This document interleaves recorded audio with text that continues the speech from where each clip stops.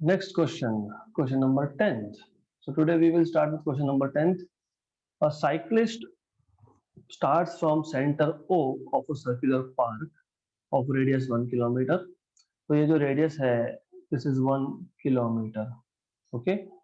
And moves along the path O, P, R, Q, O. मतलब O से P, P से R, R से Q, Q से O. ऐसा path उसने trace किया है, right? If he maintains constant speed of 10 meter per second, what is the acceleration at point R? तो बेसिकली देखो, बात ऐसी है, you already know, whenever the particle or the cyclist in this case is on a circular track, और अगर constant speed होगा तो only acceleration will be centripetal. यहाँ पे tangential acceleration नहीं होगा. क्यों नहीं होगा? क्योंकि cyclist का speed constant है. तो only acceleration that will be acting on the cyclist will be v square by r. और r 1 किलोमीटर है, v की वैल्यू 10 दी है, तो 10 square is 100. r is 1 kilometre, kilometre मतलब 10 पावर 3 मीटर, ओके. तो ये आ जाएगा 10 पावर 2 इंटू 10 पावर माइनस 3, मतलब 10 पावर माइनस 1, मतलब 0.1 metre per second square. Option number B, okay. So 0.1 metre per second square. तो question was very very very simple. सिर्फ ये समझना है यहाँ पे कि if the particle is moving with constant speed, that means it is uniform circular motion, and when there is uniform circular motion, only acceleration is centripetal. Next question. A cyclist start from the center of a circular park of radius 1 kilometer, reaches the edge P of the park, then cycles along the circumference and returns along QO as shown in figure. मतलब same ही है, जो पहले case का था ऐसा ही है, right? So it's more or less the same. Okay. If the round trip takes 10 minutes, the net displacement and average speed of the cyclist is in meter and kilometer per hour. देखो क्या है, the thing is, पहली बात तो ये समझ लो, cyclist ने ओ से स्टार्ट किया, पी पे गया, पी से ओ से स्टार्ट करके पी पे गया, पी से क्यू पे आया along the circumference, along curve surface, मतलब आर्क अलोंग आर्क. तो ऐसा है, क्योंकि स्टार्टिंग पॉइंट और एंड पॉइंट सेम है तो डिस्प्लेसमेंट जीरो है. क्योंकि डिस्प्लेसमेंट क्या होता है, final position vector minus initial position vector, पर ये तो जीरो है क्योंकि फाइनल पोजीशन और इनिशियल पोजीशन सेम है. तो net displacement is of course zero. net displacement is equal to zero. Why? Because particle is returning to its original position, initial position again. Right. तो option B और option C नहीं हो सकते, ए और D में से एक होगा. नाउ एवरेज स्पीड कैसे निकालते हैं? एवरेज स्पीड मतलब होता है total distance upon total time,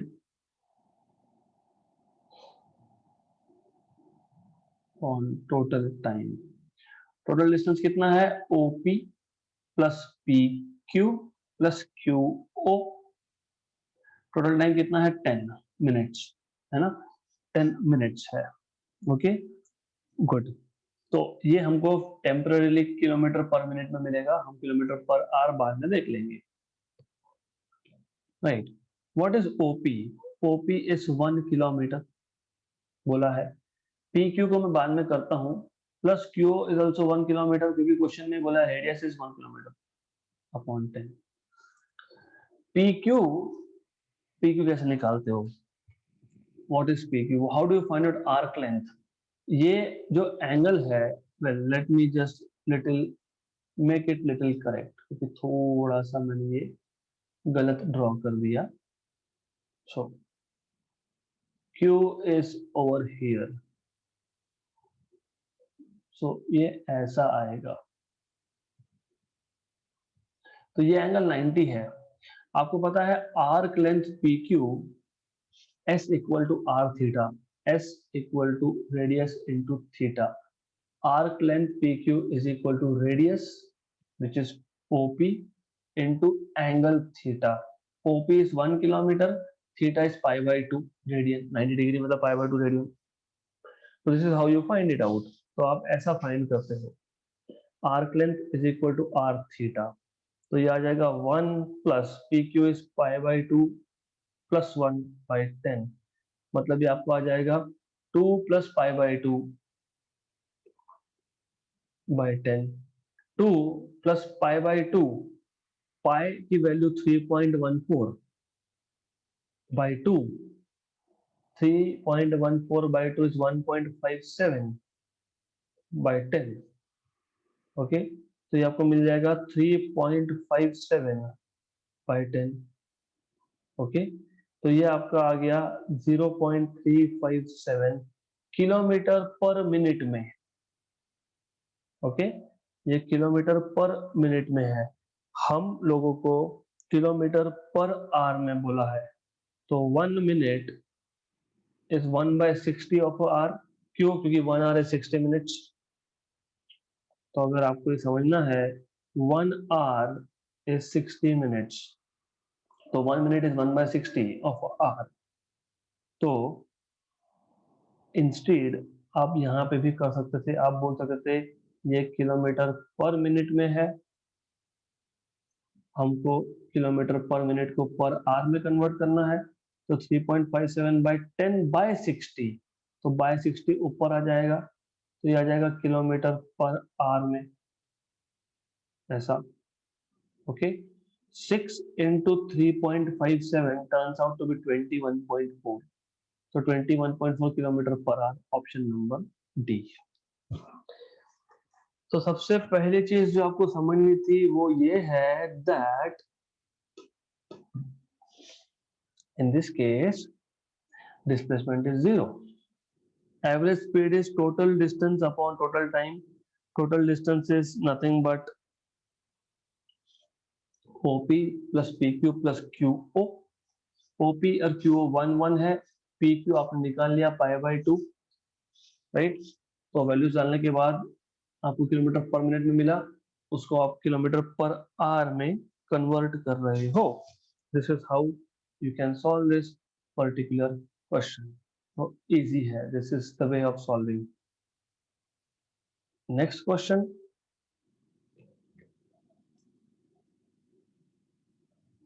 two discs of the same material and thickness have radii 0.2 meter and 0.6 meter.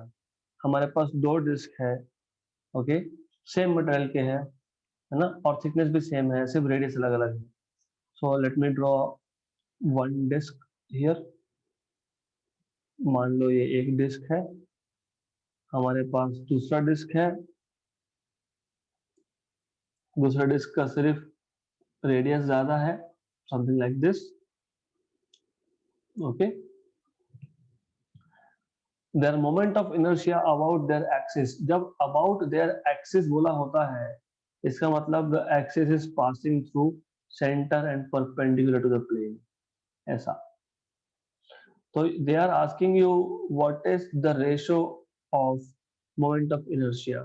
What we know is, हमें पता है डिस्क के केस में ये सेंटर ऑफ मास है C। डिस्क के केस में moment of inertia about centre of mass is mr square by 2. This we have already completed in theory. So we should know that this is moment of inertia of disk. Okay, now same material same thickness, material भी same thickness भी same, मैं क्या करूँगा, I will first write it as IC equal to half mass is volume into density. Okay, right, volume. How do you find out volume of disk? तो volume of disc कैसे निकालोगे? तो volume of disc कैसे निकालते हो, मान लेते हैं, just a minute,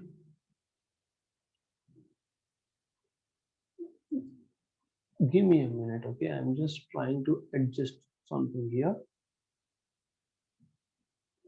more or less like this, और इस डिस्क का कुछ थिकनेस होगा, so I'm showing thickness now, so this disk has some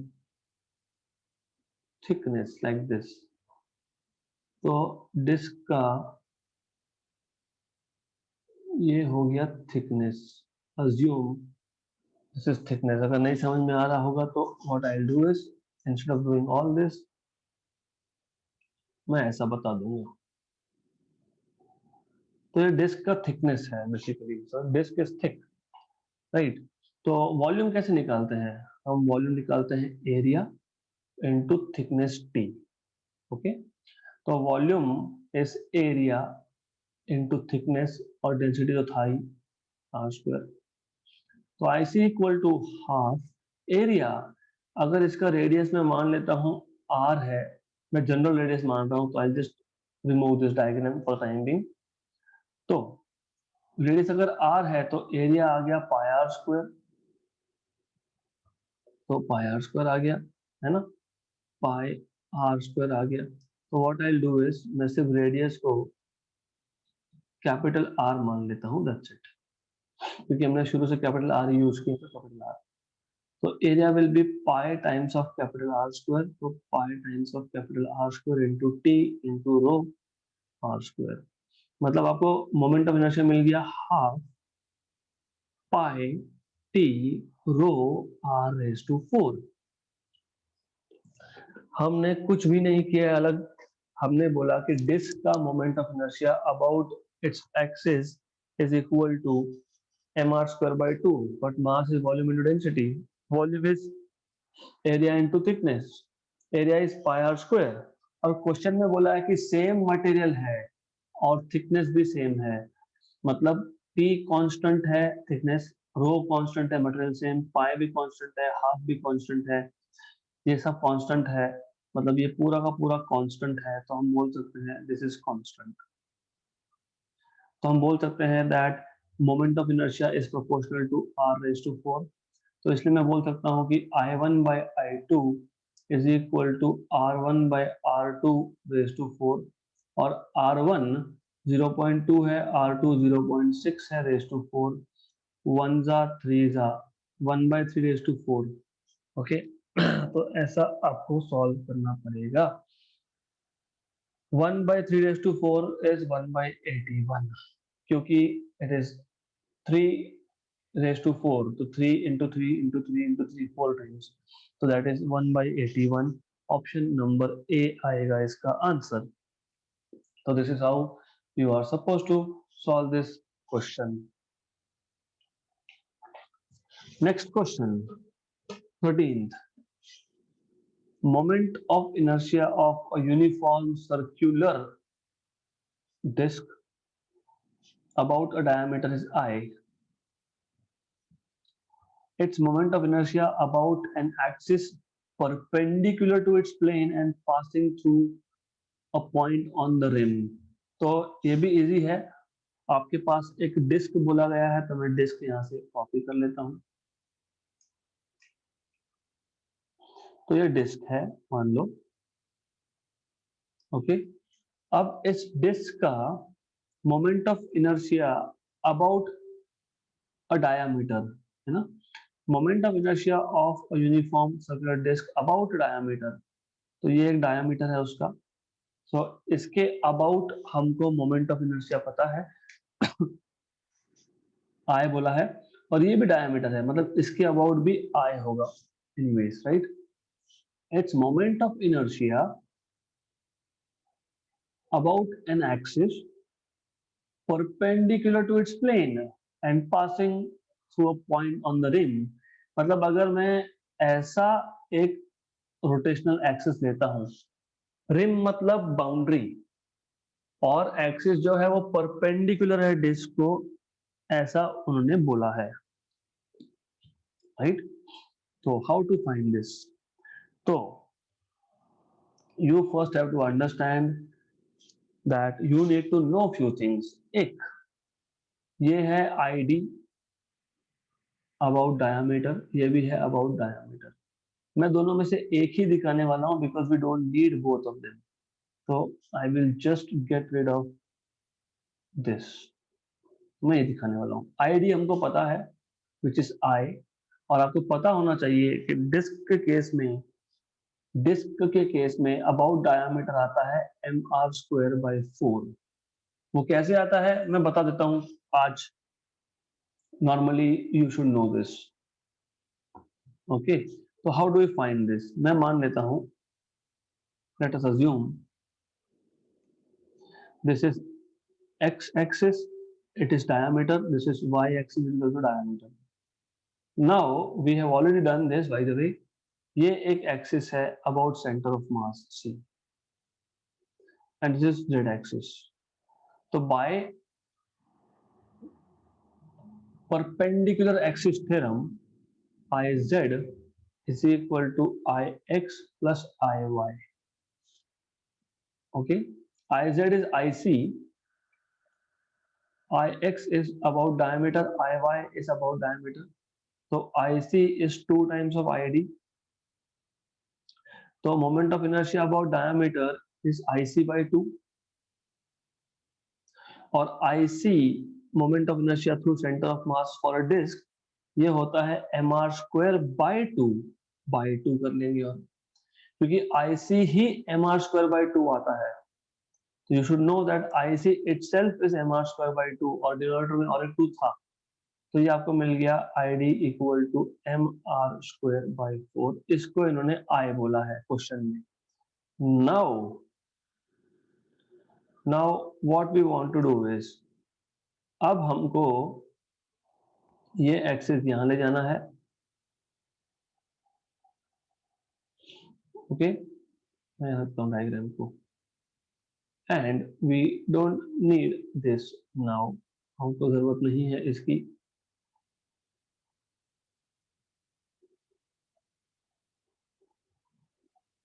okay, तो ID अबाउट डायमीटर हमको पता है, this is I, this is mr²/4, और हमको निकालना है about this. Okay, right, good. Then there are two ways of solving. एक तो परपेंडिकुलर एक्सिस थ्योरम या फिर एक पैरेलल एक्सिस थ्योरम. अगर मैं सॉल्व करता तो मैं ये करता, I would have done it in this way. मैं बोलता कि मुझे पता है ये, because we know this is IC and we know this is mr²/2, और ये distance h equal to r है, ये भी पता है. तो I would have applied principal of parallel axis, इसको बोलूंगा O पॉइंट. तो IO moment of inertia about O is moment of inertia about center of mass plus mh square.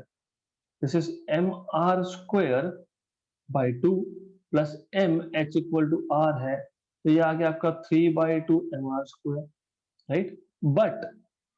but from given condition mr² मतलब ये 2 है यहाँ पे, mr² is equal to 4i, पता है हमको 4i है वो, तो 3/2 4i, this is 1, this is 2, so from 1 and 2, from 1 and 2 we have 3/2 into 4i, तो ये मिलेगा 1 जा 2 जा, मतलब ये आएगा 6i. Option number B. Question easy था.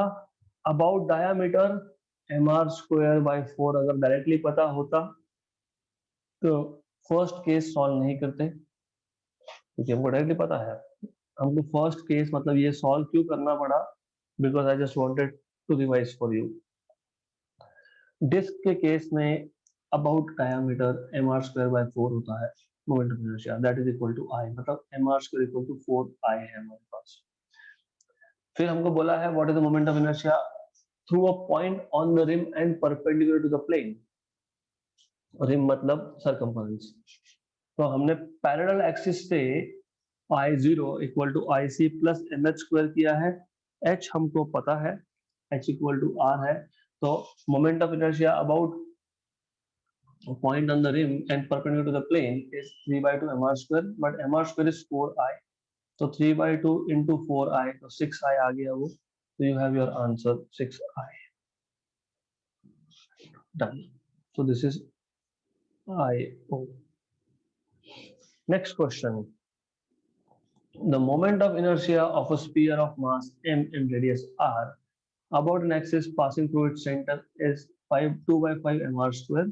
The radius of gyration of the sphere about a parallel axis to the above and tangent to the sphere is easy है. आपको बोला है कि आपके पास एक स्पीयर है, स्पीयर के डायमीटर के अबाउट, क्योंकि बोला है पासिंग थ्रू इट्स सेंटर, मतलब जो एक्सिस है it is passing through centre.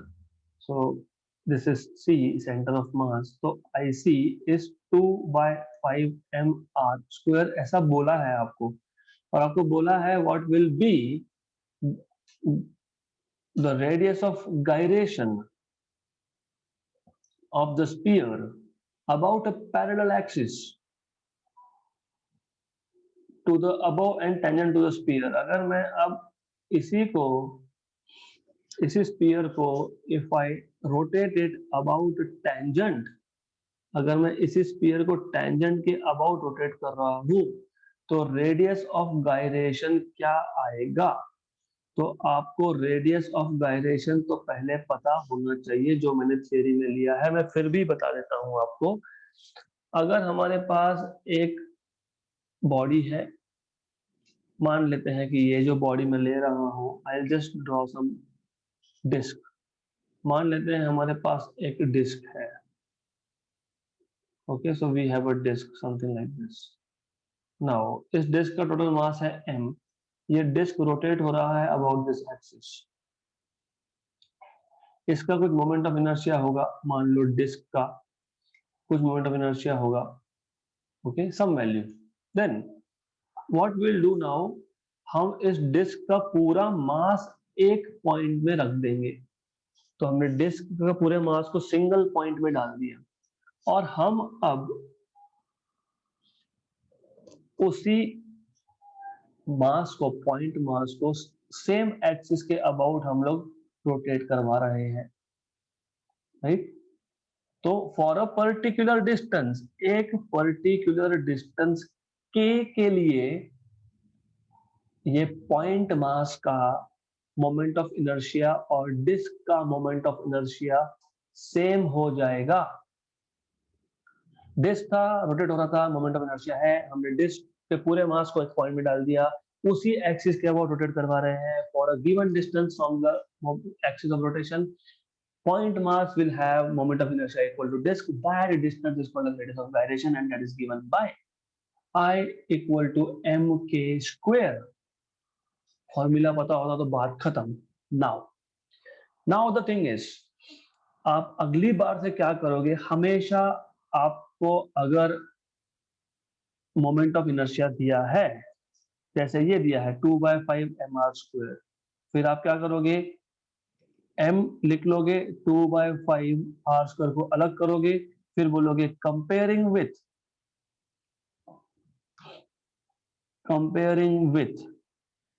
I equal to mk square. Therefore you get k square equal to 2 by 5 r square. मतलब आपको k मिल जाएगा under root of 2 by 5 r. तो ये आ गया radius of gyration of sphere but through the centre. Okay, हमें through the centre निकालना है क्या, नहीं, हमको थ्रू टेंजेंट निकालना है. तो सबसे पहले अब हम लोग क्या करने वाले हैं, now what we are going to do is, मैं डायग्राम भी हटा देता हूं यहाँ से. हम सबसे पहले we will be finding out what is the moment of inertia about point O. तो हमको पता है ये H इक्वल टू R है. तो हम यहाँ पे principle of parallel axis use करेंगे, theorem of parallel axis use करेंगे. हमको मिल जाएगा I0 equal to IC plus MH square. तो I0 equal to IC is 2/5 MR square और MH की वैल्यू है R, तो MR स्क्वायर, तो ये मिल जाएगा हमको 7/5 MR स्क्वायर, इक्वेशन नंबर 1। हम बोलेंगे comparing with I0, I equal to MK square, therefore you will get K square equal to 7/5 R square, so K equal to under root of 7/5 R, option number C। I will write a trick for you, क्योंकि इतना हमको करना नहीं है। Trick क्या है? If you have I equal to M into 7/5 R square, है ना, then K square is 7/5 R square, मतलब K is directly under root of 7/5 R। तो सिर्फ M को साइड में करो, जो भी बचा हुआ है वो K square है, that's it, उसका स्क्वायर रूट लो and you will have under root of 7/5 R। Next question, 4 particles each of mass M are placed at the corners of a square of side length L. The radius of gyration of the system about an axis perpendicular to the square and passing through center is। तो ऐसा है, let me draw a square। मैं square ही draw कर रहा हूं, this is a square only, but because I have to show axis which is perpendicular to the square, इसलिए मुझे ये ऐसा करना पड़ रहा है। So just a minute।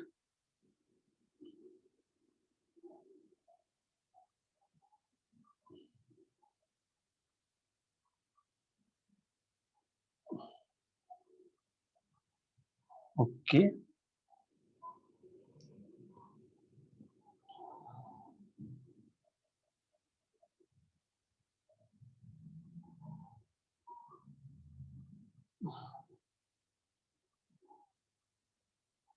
yeah, so more or less this is a square। इस square के हर एक कॉर्नर पे मास है which is M। ओके, अब स्क्वायर का साइड लेंथ है L। The radius of gyration of the system about an axis perpendicular to the square and passing through center। तो the axis is passing through center, something like this from here। okay, from here, right? So now you need to rotate this। so give me a minute, please solve this question, I'll be back again। so ये जो axis है it is passing through centre. अब हमको radius of gyration निकालना है, तो सबसे पहले एज आई टोल्ड यू कि सबसे पहले आप मोमेंट ऑफ इनर्शिया निकालेंगे। मोमेंट ऑफ इनर्शिया निकालेंगे, मोमेंट ऑफ इनर्शिया का जनरल फॉर्मूला आपको याद होना चाहिए। बाय द वे मैं पहले तो ये एक लाइन ड्रॉ कर देता हूँ यहाँ से, so that you understand what I am saying. Okay, so और better is to do this। good, now the idea is हमको सबसे पहले मोमेंट ऑफ इनर्शिया निकालना पड़ेगा सिस्टम का। मैं बोलता हूँ पार्टिकल 1, पार्टिकल 2, 3 एंड 4, 4 कॉर्नर में मासेस थे m m m m m। आपको याद होगा मोमेंट ऑफ इनर्शिया का जनरल फॉर्मूला होता है mr स्क्वायर। तो अगर डिस्टेंस में निकाल पाया है, डिस्टेंस कहाँ से मेजर करते हैं? एक्सिस ऑफ रोटेशन से। एक्सिस ऑफ रोटेशन मतलब इस पॉइंट O से, और आप देख रहे हो distance of all these 4 masses from center is same। तो R1 equal to R2 equal to R3 equal to R4, सारा सेम है। ओके, अब ये L है तो ये L है, तो पाइथागोरस थ्योरम के हिसाब से ये आएगा आपका टोटल, मतलब यहां से लेके यहां तक का डिस्टेंस, ओके, 2 to 4 डिस्टेंस, ये आएगा आपका √2l। हमको हाफ डिस्टेंस की बात करनी है ना? तो हाफ डिस्टेंस मतलब what I am saying is we are talking about this particular distance, ये आएगा √2l/2, ये डिस्टेंस भी आएगा √2l/2। तो distance of each corner from axis of rotation will be √2l/2, मतलब l/√2, तो l/√2 आ गया, है ना? अब हमको क्या पता है कि moment of inertia, since it depends on distance and mass, mass तो सेम है, डिस्टेंस भी सेम है, तो moment of inertia about moment of inertia of first particle plus second particle, third particle and fourth particle all are same. तो total moment of inertia is I1 plus I2 plus I3 plus I4, और ये जो moment of inertia है they are m mass into distance square. Distance कितना है हर एक का? l/√2 इसका स्क्वायर, है ना? तो आपको मिल जाएगा ये, क्योंकि this all are equal, I1 I2 I3 I4 they are equal, तो 4 times of I1, but I1 क्या है? ml/√2 का स्क्वायर है, तो ये आपको मिलेगा 4ml²/2, तो ये 1 जा ये 2 जा, तो आपको मिल जाएगा 2ml²। तो टोटल मोमेंट ऑफ इनर्शिया आ गया आपका 2ml²। मैं वापस समझा देता हूँ, स्क्वायर के हर एक कॉर्नर्स पे सेम मास है, और स्क्वायर के सेंटर से एक्सिस पास हो रहा है, तो सेंटर से पास हो रहा है, तो चारों के चारों कॉर्नर सेंटर से सेम डिस्टेंस पे होते हैं, वो हमने निकाला यूजिंग पाइथागोरस थ्योरम, और वो आ गया l/√2। तो क्योंकि चारों कॉर्नर्स में मास भी सेम थे और चारों कॉर्नर्स का सेंटर से डिस्टेंस भी सेम है, तो चारों कॉर्नर्स का moment of inertia about that axis भी सेम होगा, मतलब I1 I2 I3 I4 equal होंगे, व्हिच इज ml² का square.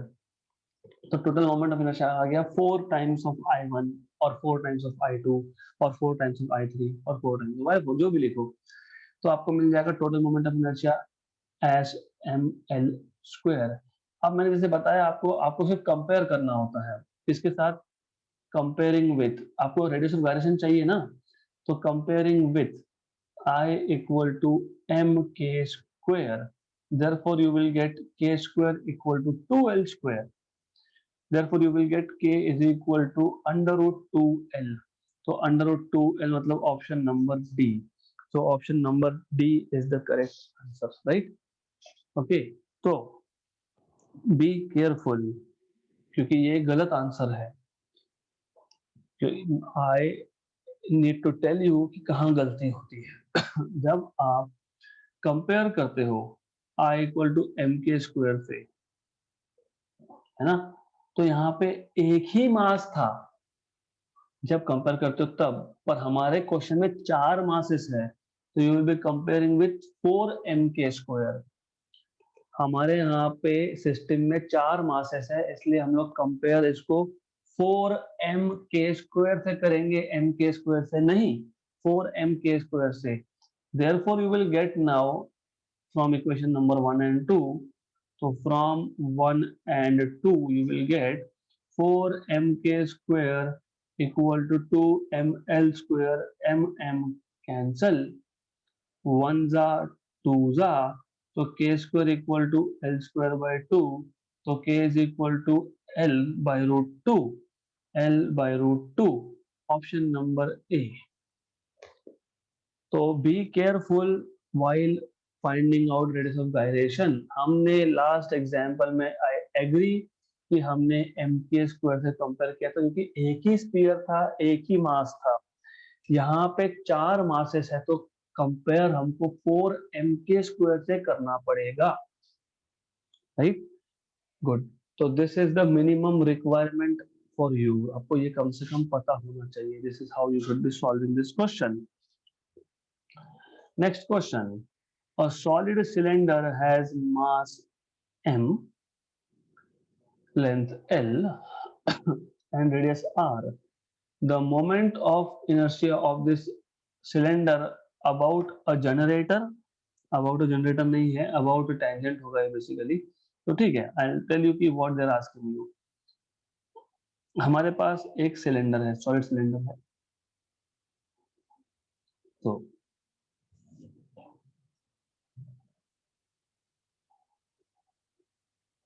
something like this, you have solid cylinder. Okay, so ये सॉलिड सिलेंडर है. अभी अबाउट जनरेटर बोला है, वैसे actually this is not correct, it should be about tangent. Okay, तो ठीक है, क्वेश्चन जो भी है वो कर लेंगे. तो they are asking you what is the moment of inertia about this particular axis. तो इस एक्सिस के अबाउट आपको मोमेंट ऑफ इनर्शिया पूछा है. So they are asking you about one and basically ऐसा, राइट. तो axis is over here. So the cylinder is rotating like this and of course हमको ये पता होना चाहिए कि solid cylinder is nothing but disk, क्योंकि अगर आपको वो पता होगा तो सॉल्व होगा. This particular point I will say is center of mass C. This particular point about which we are supposed to find out moment of inertia is O. So one basic thing you should know, solid cylinder is equivalent to disk. ये पता होना चाहिए. मतलब moment of inertia about center of mass is mr square by 2. तो disc और solid cylinder के moment of inertia के equation same आते हैं. हमको फाइंड करना है अबाउट IO. तो using parallel axis theorem, IO is equal to IC plus MH square. तो you will have IO equal to IC is MR square by 2 और H मतलब इन दोनों का डिस्टेंस जो है ये H इक्वल टू R ही आ रहा है. तो MR स्क्वायर. ओके, तो ये आपका आ गया I0 equal to 3/2 MR square, option number D. Right, तो सेम सिंपल केस है. It's exactly same to that of disc. तो ऐसा आप सॉल्व कर सकते हो इसको.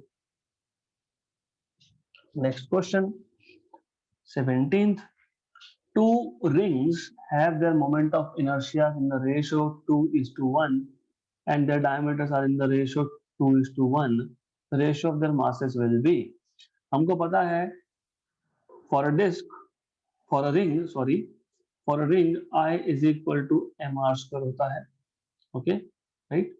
तो और आपको डायमीटर का रेशियो दिया है. तो basically what I can do is I can right I1 by I2 equal to M1 R1 square upon M2 R2 square. तो I1 by I2 जो है ये 2/1 है. M1 by M2 फाइंड करना है. R1 by R2 का square. But what we know is but ratio of diameters is equal to ratio of radii. तो हमको मिल जाएगा 2/1 equal to M1 by M2 and this is again 2/1. तो 2/1 का square मतलब 2 equal to M1 by M2. 2 square is 4, 1 जा and 2 जा. तो 1/2 equal to M1 by M2. तो ratio of masses is 1/2, option number B. तो इतना फास्ट क्वेश्चन सॉल्व होते हैं, right. So this is how you can solve this particular question. Okay, next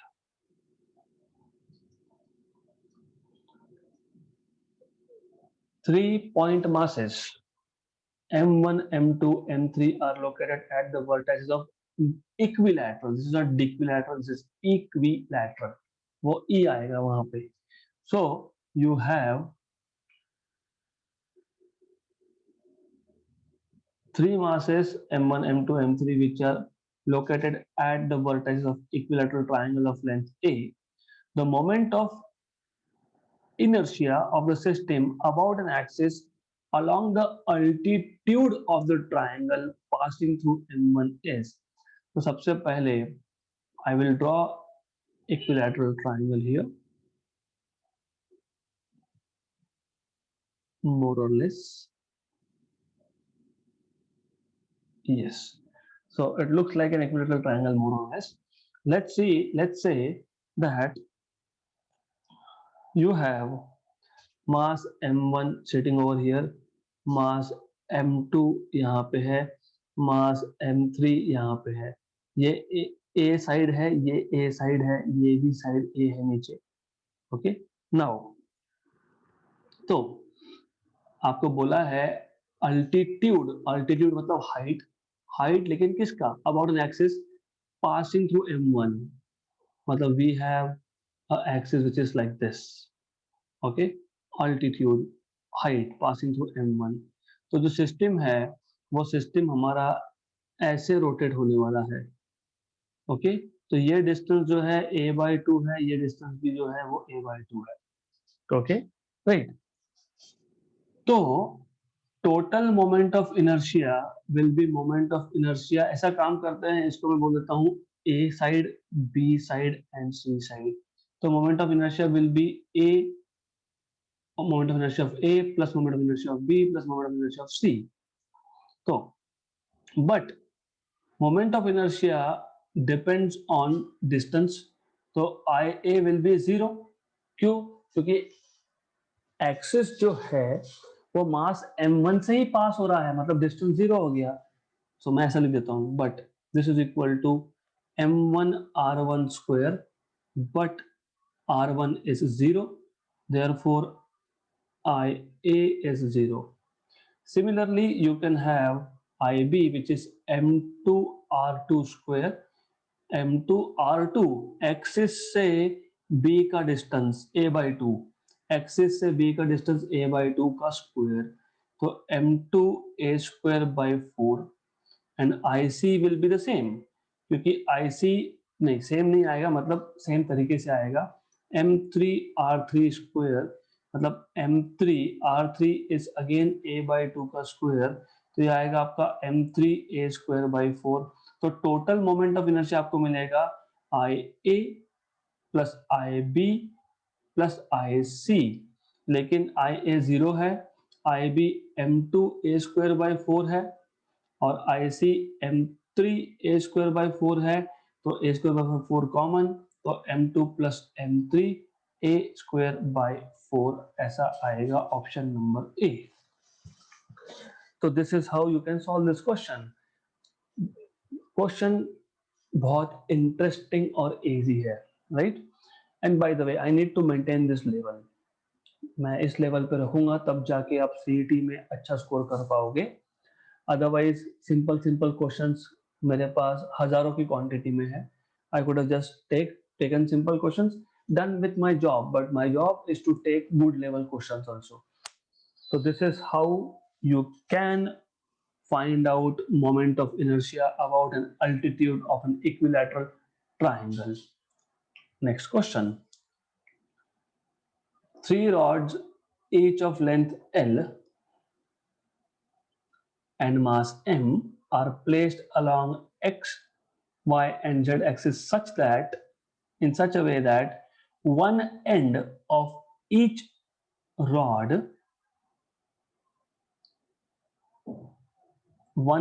of the rod is at the origin. The moment of inertia of the system about z axis is, okay, ठीक है. Now you have one rod along x, you have one rod along y, you have one rod along z. Okay, तो इन तीनों rods का एक एक and origin पे है. तो ओरिजिन मतलब बेसिकली ये है ओरिजिन, यहाँ पे this point O is origin. आपको बोला है what is the moment of inertia about z axis, मतलब about this particular axis of rotation. तो what is the moment of inertia about this particular axis.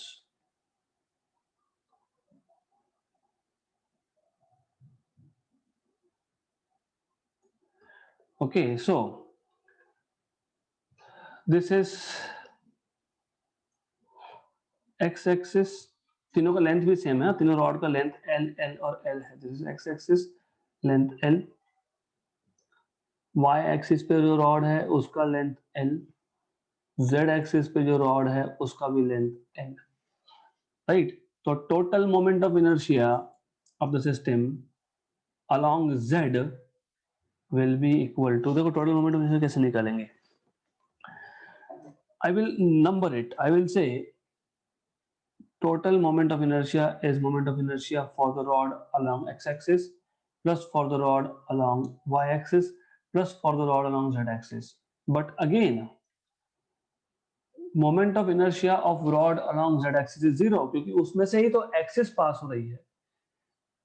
z पे जो rod रखा है उसी रॉड में से एक्सिस पास हो रही है, तो डिस्टेंस जीरो, डिस्टेंस जीरो मतलब moment of inertia zero, right. And moment of inertia for rod about x axis and about y axis they are equal क्योंकि मास सेम है, लेंथ सेम है. और आपको पता होना चाहिए that moment of inertia about one end of a rod, हमारे पास अगर एक रॉड है, रॉड के एक एंड से अगर रॉड रोटेट हो रहा है, so rod is rotating about one end, in this case moment of inertia is ml square by 3. ये पता होना चाहिए. Moment of inertia for a rod rotating about one end is ml square by 3. ये पता होना चाहिए. Basics you need to know. Moment of inertia of a rod passing through its center and perpendicular to its length, ये ml square by 12 होता है, ये पता होना चाहिए. तो दिस थिंग्स आर सिंपल क्योंकि ये पता होगा ml square by 12, ये सेंटर है, ये O पॉइंट है, यहाँ पे एक दूसरा एक्सिस है, तो ये आपको पता होगा that this is h equal to L by 2 half the length of rod. तो फिर आप I0 equal to IC plus mh square ये यूज करके, IC is ml square by 12 plus m और h है L by 2 का square, तो ये स्क्वायर करके सिंप्लीफाई करोगे जब, तो ml स्क्वायर बाय 3 मिलता है. तो moment of inertia of a rod of length L about one end is ml square by 3. Therefore, total moment of inertia becomes Ix is ml square by 3, Iy is ml square by 3, Iz is 0. So 2 times of ml square by 3. Option number A. This is how you can solve this kind of question. तो ऐसे questions आपको solve करते आने चाहिए. Okay, next question. The moment of inertia of a thin uniform rod of length L and mass m about an axis passing through a point at a distance L by 3 from one of its ends. तो ठीक है, ऐसा करते हैं. I'll take up a rod here. ये एक rod है मान लो, मतलब सेम ही क्वेश्चन है ऑलमोस्ट, लास्ट क्वेश्चन और ये सेम है. The rod is rotating about an axis passing through a distance of L by 3 from one end. तो सबसे पहले समझ लो ये आ गया आपका एक साइड L by 2, दूसरा side L by 2. Okay, good. हमें जो रोटेशनल एक्सिस दिया है वो L by 3 डिस्टेंस पे है फ्रॉम वन एंड, मतलब ये that this distance is L by 3 from one and बोला है, राइट. और आपको पता होना चाहिए कि ये टोटल डिस्टेंस जो है, there are two methods of solving. मैं आपको इजी वाला मेथड बता रहा हूं. ये डिस्टेंस है L by 2. क्यों? क्योंकि टोटल डिस्टेंस, टोटल लेंथ कितना था, टोटल लेंथ ऑफ रॉड कितना था L, हाफ कितना हो गया L by 2. तो can't we find out this, ये तो फाइंड करना इजी जॉब हो गया हमारे लिए. We can find this easily. मैं इसको फिलहाल लिख देता हूं x. फिलहाल टेम्पररी। तो मैं लिख सकता हूँ क्या L/2 is equal to L/3 plus x, क्योंकि इसको और इसको ऐड करूंगा तब L/2 मिलेगा, यस। तो I can write down x is equal to L/2 minus L/3, है ना। तो यह आ जाएगा 3L माइनस 2L/6 मतलब L/6। तो मुझे बेसिकली ये डिस्टेंस L/6 मिल गया। इसका फायदा क्या हुआ? इसका फायदा ये हुआ कि सेंटर ऑफ मास के अलोंग, मैंने पहले ही बताया है, अगर रॉड रोटेट होगा about centre of mass and perpendicular to its length, तो ये आता है mL²/12। अभी अभी बात की थी हमने। तो ये अगर O है तो मुझे IO अगर निकालना है तो मैं पैरेलल एक्सिस थ्योरम लगाऊंगा, IO equal to IC plus mh²। तो ये डिस्टेंस h पता होगा, तो ये डिस्टेंस h अगर पता होगा हमको तो ही क्वेश्चन सॉल्व सकता है। दैट्स व्हाई मैंने पहले वो distance between these two axes निकाल लिया। IC कितना था? IC था mL²/12 प्लस h कितना है? L/6 का स्क्वायर, यह आएगा mL²/12 प्लस mL²/36। मैं पहली टर्म को 3 से मल्टीप्लाई डिवाइड कर लेता हूं, तो 3mL²/36, क्योंकि सिर्फ डिनोमिनेटर सेम करने के लिए किया मैंने, प्लस mL²/36। तो यह आ जाएगा आपका 4mL²/36, 1 जा 9 जा, mL²/9, option number B question हो गया हमारा solve. Okay, this is how you can solve problem related to rods, right? So we will stop here for the day and we'll continue with more questions in the next session.